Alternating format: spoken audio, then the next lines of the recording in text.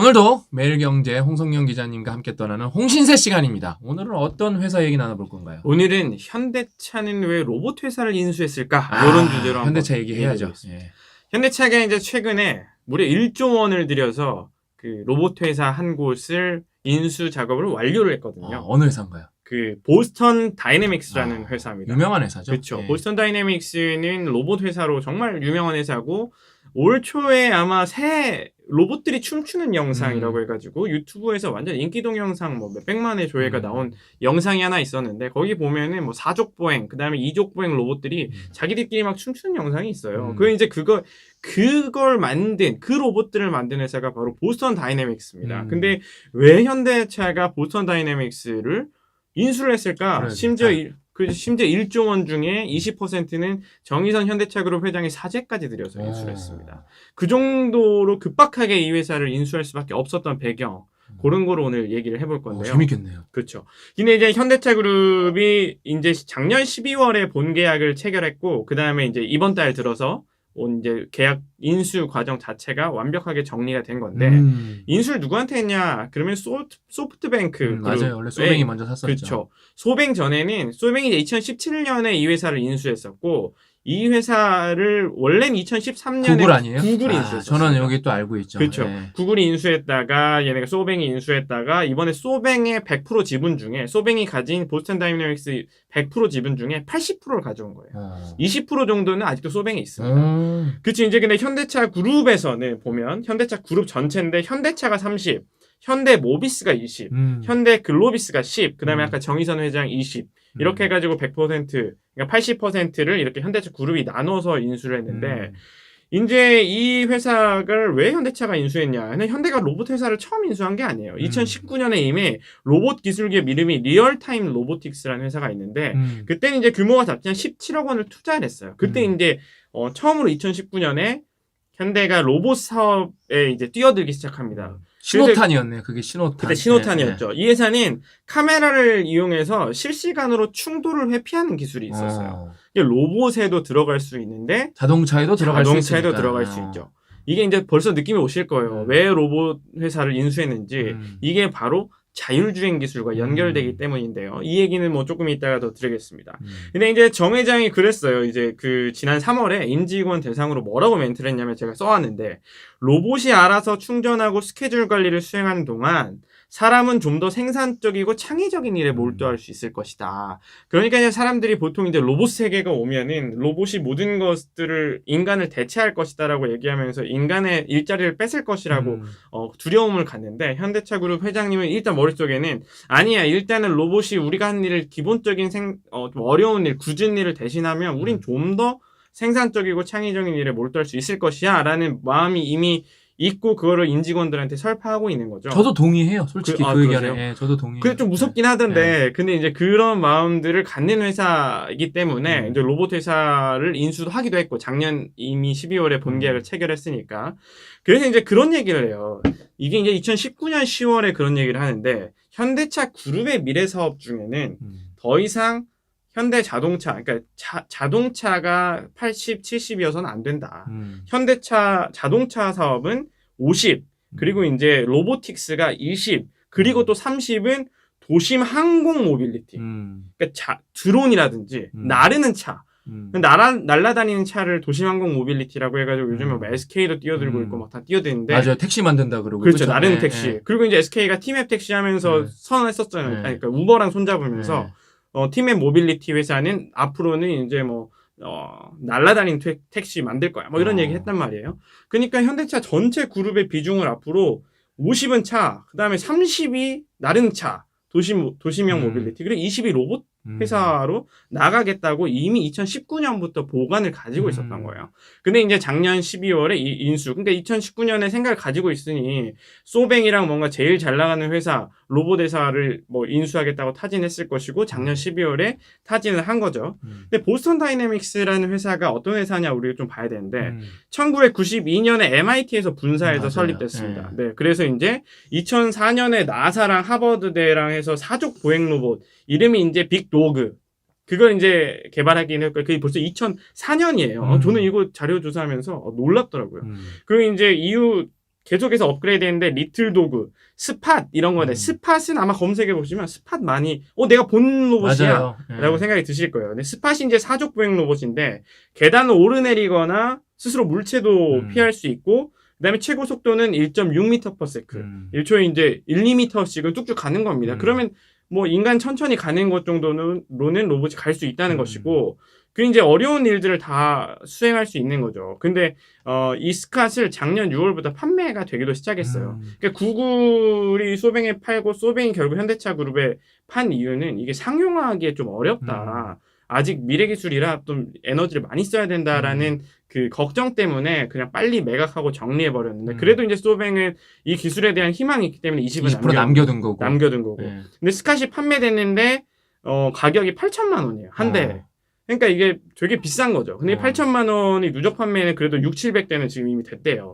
그러니까 거의 한 1000대. 그게 이제 작년 6월 이후로 이미 한 2, 3개월 만에 6, 700대 누적 판매량을 보인 거기 때문에 올해 기준으로 하면은 뭐 1000대가 넘어섰을 수도 있습니다. 근데 이제 이게 이제 발전 시설이나 해체된 원자력 발전소, 그다음에 공장 작업 현장, 건설 현장, 건물 붕괴시키거나 이런 어려운 현장들 있잖아요. 사람들이 직접 갔을 때 위험한데. 그런 곳에 직접 투입된다는 거죠. 그러니까 폐연료가 많은 곳에 그 원자로 같은 것들이 누출된 곳 이런 데들을 가면 로봇이 이런 문제들을 해결할 수 있는 거죠. 그냥 로봇 안에다가 이런 안경 같은 거를 스크린을 설치해 두면 로봇의 눈으로 보는 거를 밖에서도 보면서 로봇을 조종할 수 있는 카메라를 설치해 두면 그렇죠. 카메라를 설치해 두면.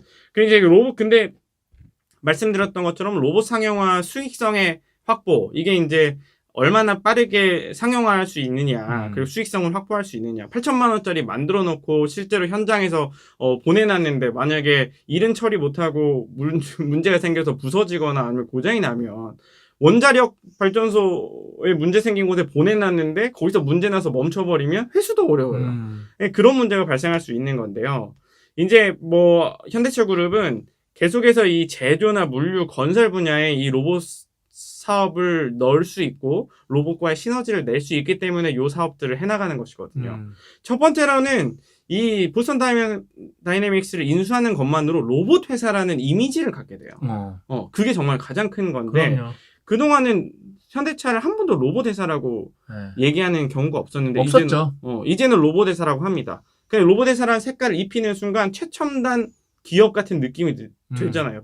최첨단 모빌리티를 만들어야 되는 회사이기도 하기 때문에 그 최첨단 로봇을 어떻게 만드느냐가 가장 중요한데 그 최첨단 로봇 이미지를 갖게 된 거죠. 일본에서 혼다 자동차가 옛날에 아시모라는 이족 보행 로봇을 딱 만드니까 혼다는 로봇 기업이다.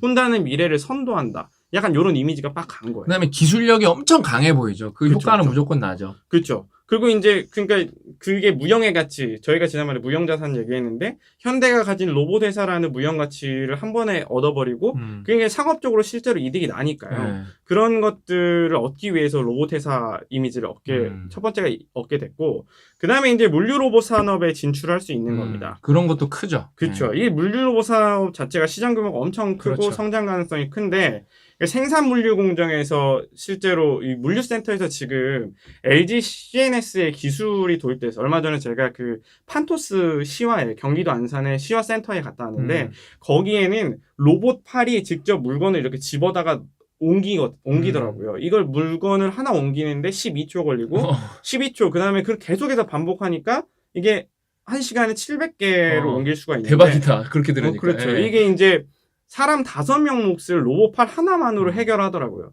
그럼 이거 어디에 있냐? 전라도 장성군에 이미 그 N사라고 하는 노회사에는 이미 도입해서 이 공정을 처리하고 있는 거예요. 그러니까 반복 작업하는 거는 이미 물류센터에서는 많이들 들여오고 있는 거고 그래서 이제 현대 글로비스도 80% 인수한 것 중에 10% 돈을 낸 게 이런 걸 물류 사업에다가 넣겠다는 생각이거든요.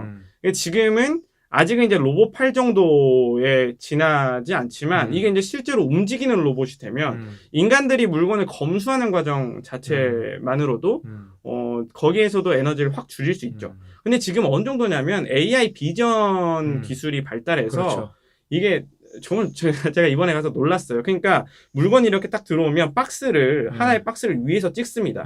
위에서 박스를 찍어서 이미 1000개 이상의 상품 뭐 롯데 과자 뭐 때밀이 뭐 이런 걸 다 상품을 위에서 찍어요. 그러면 4개가 이 상품이 찍혀 있으면 이 4개가 딱 맞는지가 확인이 되고 바로 무게가 재지거든요. 무게가 직접 재지면 이 무게들이 누적으로 150g인데 아니면 1kg인데 이게 1kg 맞아? 이거 바로 확인이 되고요. 그 다음에 특정 물건 밑에 물건이 이렇게 안 보이게 포개져 있으면 얘네가 이 터널이 이렇게 알아서 흔듭니다. 그러니까 이미 AI 비전으로도 이 기술이 발달되어 있는데 이걸 로봇이 한다고 생각해봐요. 그러면 기본적인 검수 과정 사람이 이제 다 나오면 한 번 더 검수를 하거든요. 그 로봇이 한 번 더 검수할 수 있게 만들면 엄청난 물류의 혁신이 또 한 번 나타나는 거죠. 지금 자율주행 등 미래차 기술. 이게 다 로봇 기술이 미래차 자율주행 영역에 접목이 되는 거잖아요.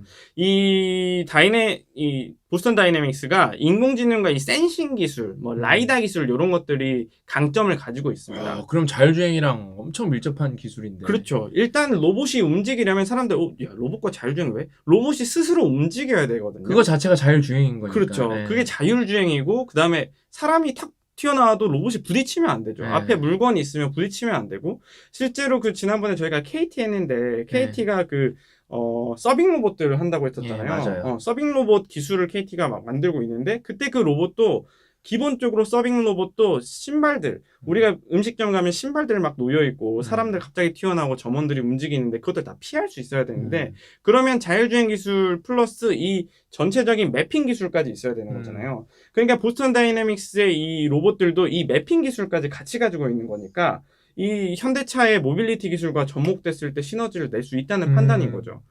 그리고 실제로 이제 만도 같은 경우에도 현대차 그룹 현대가로 묶여 있는 그룹이 이제 만도잖아요. 만도가 이제 현대차 그룹에서 한 60% 사업을 하고 있는데 만도가 이제 라이다 하드웨어, 자율주행 라이다 하드웨어를 만드는 기술이 되게 뛰어나요. 근데 최근에 만도가 어느 회사랑 또 손을 잡았냐면 서울 로보틱스라는 스타트업이 있어요. 유명한 스타트업이죠. 그 유명한 스타트업이에요. 최근에 독일에서 한 리포트가 발굴돼서 제가 그 리포트를 단독 기사를 썼었는데 그 리포트에 따르면 전 세계 자율주행 라이다 기술을 가진 회사들이 하드웨어 기술을 가진 회사, 소프트웨어 기술을 가진 회사 최근에는 섞여 있다. 근데 소프트웨어 회사를 중에 최고봉이 서울 로보틱스라고 해서 이 도표 그래프를 하나 그려놨는데 서울 로보틱스 국내 기업입니다. 국내 대표 이한빈 대표가 국내 대표고요. 그 여기 제일 끄트머리에 있는 거예요. 매출은 아직 낮다. 하지만 여긴 기술력이 뛰어나서 매출 올라오는 거는 십상이다. 라는데 그 회사라 자율주행 이 라이다 소프트웨어 회사의 기술력이 너무 뛰어나기 때문에 BMW나 벤츠 같은 데가 얘네 소프트웨어 쓰겠다고 지금 돈을 싸들고 맞아요. 들어와요. 저도 그렇게 들었어요. 그렇죠. 근데 이걸 싸들고 들어오는데 거기는 만도랑 지금 협력해서 애시당초 물건을 만들 때 하드웨어 만든 다음에 소프트웨어를 넣으면 시간이 2배로 걸리니 하드웨어 소프트웨어를 공동으로 넣어서 양산을 하자라고 해서 지금 공동 개발을 하고 있어요. 라이다 센서를. 근데 이 회사가 어차피 현대차 그룹의 회사입니다. 그러니까 현대차 그룹이 자율주행 기술을 고도화하기 위해서 엄청나게 노력을 기울이고 있는 거고 보스턴 다이내믹스 같은 회사의 기술도 가져와서 자율주행형 모빌리티 사업, 그다음 자율주행, 그다음에 뭐 로봇, 미래차, 친환경 전기차 뭐 이런 것들 줄줄이 만들어내겠다는 보관이기 때문에 요걸 어떻게 앞으로 이제 보스턴 다이내믹스랑 손잡고 어떤 로봇들을 만들어낼지. 현대차가 갑자기 그냥 자동차랑 상관없어 보이는 로봇을 또 만들었다고 내놓을 수 있는 거거든요. 그래서 사람들이 이제 놀라시면 안 됩니다. 현대차는 이제 그런 로봇 회사로 모습들을 바꿔가고 있는 상황입니다.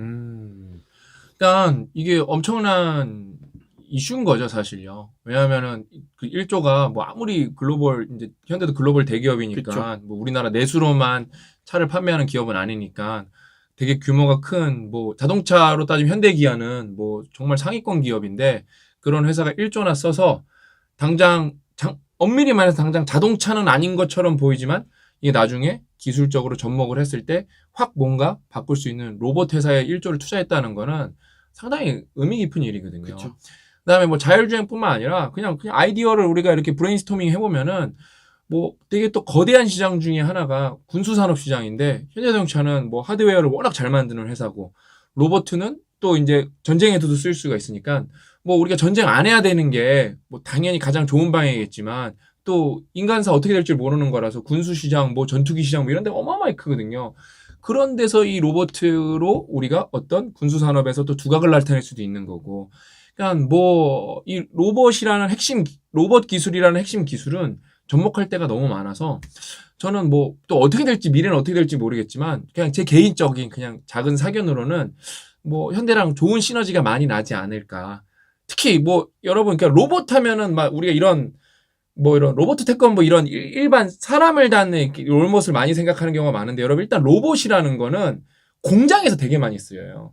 아까 홍 기자님이 잠깐 말해준 거 로봇 팔 같은 거는 요즘에 바리스타도 로봇으로 나온 게 있어요. 그래서 팔 하나가 있어갖고 걔가 다 이게 커피도 내리고 그러는 거예요. 그러면서 당장 현대 자동차 라인에도 로봇 기술이 어마어마하게 접목이 돼 있는데 또 당장 보스턴 다이내믹스가 제가 뭐 구체적으로 어떤 기술을 갖고 있는지 모르겠지만 거기서 갖고 있는 기술을 라인에 적용해서 자동차 만드는 생산성만 올려도 거기서도 또 엄청 이득이거든요. 그러니까 뭐 아무튼 이런 좀 세계적으로 뭐 구글이 맨 처음에 샀었다가 그 다음에 손정희 회장이 있는 이제 소프트뱅크가 샀었다가 그걸 그래도 저는 현대자동차가 받아서 샀다는 거는 우리나라가 그래도 이제 글로벌적으로도 뭔가 되게 뭔가 M&A도 잘하고 뭔가 시너지도 내려는 노력도 되게 올바른 방향으로 가고 있지 않나 이렇게 생각을 해봅니다. 그래서 오늘 또 제가 모르는 사실들도 오늘 많이 알게 됐어요. 그래서 너무 재밌었고 현대자동차는 저는 뭐 그냥 뭐 현대자동차에 대한 개인의 의견은 다 다르겠지만 저는 국가의 입장에서 봤을 때 왜냐면 우리나라는 수출을 안 하면은 여러분 나라가 그러니까 잘 될 수가 없어요. 부국이 될 수가 없습니다. 뭐 수출 대표적인 게 반도체, 조선, 뭐 자동차를 뺄 수가 없어요. 그래서 뭐 거기서 내부적인 문화 하는 뭐 어떤 사회적인 현상 이런 건 다 차치하고 일단 현대자동차가 솔직히 잘 됐으면 좋겠거든요, 개인으로. 그러니까 이런 또 핵심 회사들을 인수하는 과정 통해서 그런 시너지를 또 이용해갖고 저는 현대자동차가 계속 승승장구하기를 또 응원하도록 하겠습니다. 오늘 준비한 이야기는 여기까지고 다음 시간에 저는 홍성현 기자니까 더 알찬 얘기로 찾아뵙도록 하겠습니다. 또 만나요. 안녕.